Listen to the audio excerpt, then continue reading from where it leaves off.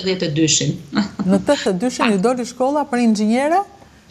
Për inxhinjera. Dhe punoisha nga 6 e mëngjesit deri në 1 të drekës në konsumin e gjerë, dhe nga ora 3 deri në 10 isha në fakultet pasaj në mësim.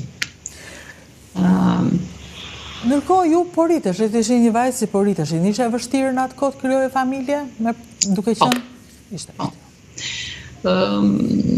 Që shumë e vështirë, sepse për t'u lidh me dikë të njëjtit klas, do të thotë të dënojshe fëmijët e palindur akoma. Për t'u lidh me dikë tjetër jashtë kësaj klase, ishte shumë e vështirë sepse nuk ishte diçka që mund ta fshije biografinë.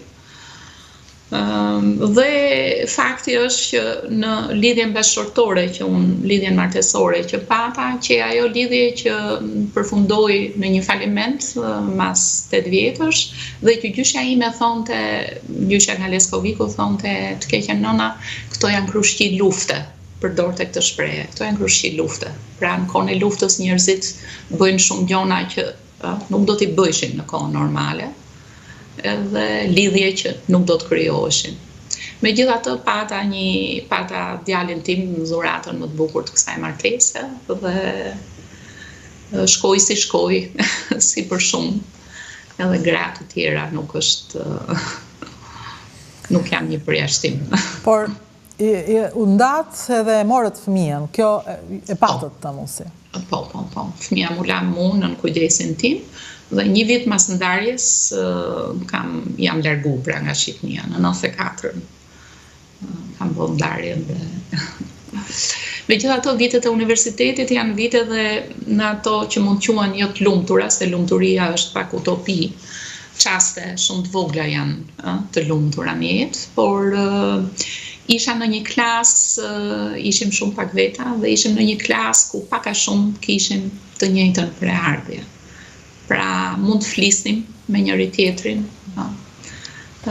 me disa shokë e shoqe ku mund të flisnim shumë haptës.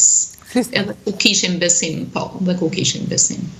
Plus që ishin dhe vite që flitej pak më kollaj, apo jo, asnjëherë nuk është fol kollaj? Jo, mendoj që ishin me siguri mas vdekjes diktatorit, qenë vite ku shpresa filloi të çelë.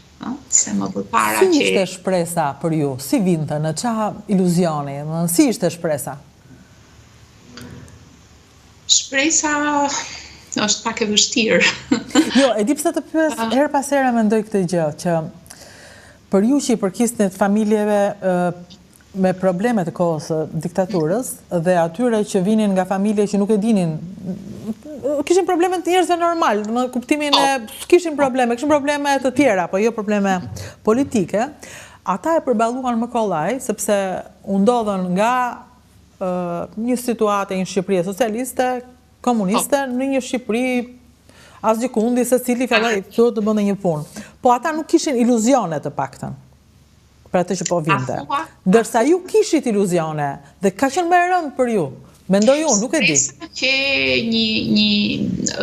me marë frym, do me thonë tamam, me arrit me marë frym të lirë, me fol të lirë, me votu të lirë, po kryesisht me arrit me qenë një individ, mos me qenë më një turm, një mas, një bakti, një të përdhunuar nga ana figurative, të shtëmbruar,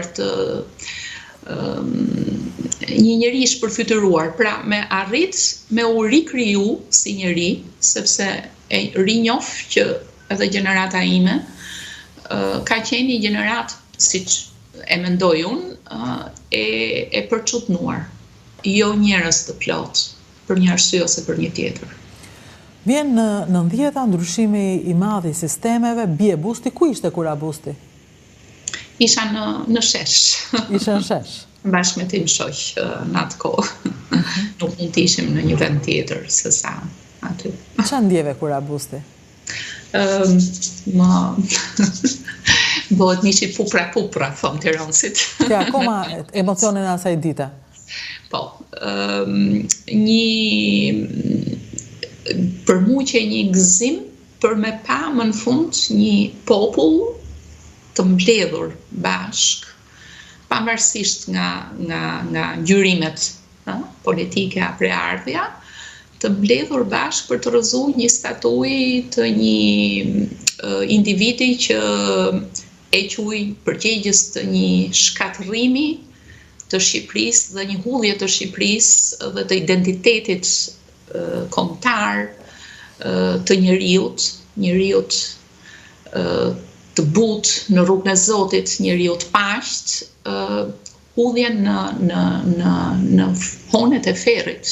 Unë kështu e kam, kjo ka qenë, domethënë, menimi për Po ndërkohë, nuk bisedoisha me mamën në atë kohë, mama ishte skeptike për lëvizjen e mund të flasë Partisë Demokratike të asaj kohe, por nuni im djespast, Vladimir Heba, thonte, bisedonte me mu, më kanë e shumë afër në ato kohë, dhe thonte që nuk mund të ngrehet klasa jonë, sepse nes në ndjek askush pas, të gjithë kanë frikë, janë kaq të tmerruar dhe kaq jemi pikturuar si përbindësha dhe si armiq, sa që shumica e shqiptarëve me të vërtet na konsiderojnë të tillë. Përveç shqiptarëve të klasës tonë që i kanë provu në kurris, ose ish komunistëve që i kanë provu pastaj në kurris kur kanë ra nga opozita, se çfarë do të thotë diktatura. Dhe ne nuk do na ndiqte njeri, do të kishin frikë. Kështu që më mirë që po ngrehen këto njerëz. Këto njerëz kush? Si i quhen këta njerëz? Për Sali Berishën. Po. Le të flasim si figurë kryesore. Mama thonte një sekretar partie nuk mund të bëhet nga sot nesër demokrat. Mund të ketë qëllime të mira, mund të ketë një dëshirë dhe një ndërgjegjësim që kjo është një diktaturë dhe duhet bjerë, sepse ra në gjithë Europën, nuk mund të mos bjerë dhe këtu. Por vjen keq, po një demokrat nuk mund të jetë. Pra kishte diskutime në shtëpi, në familje,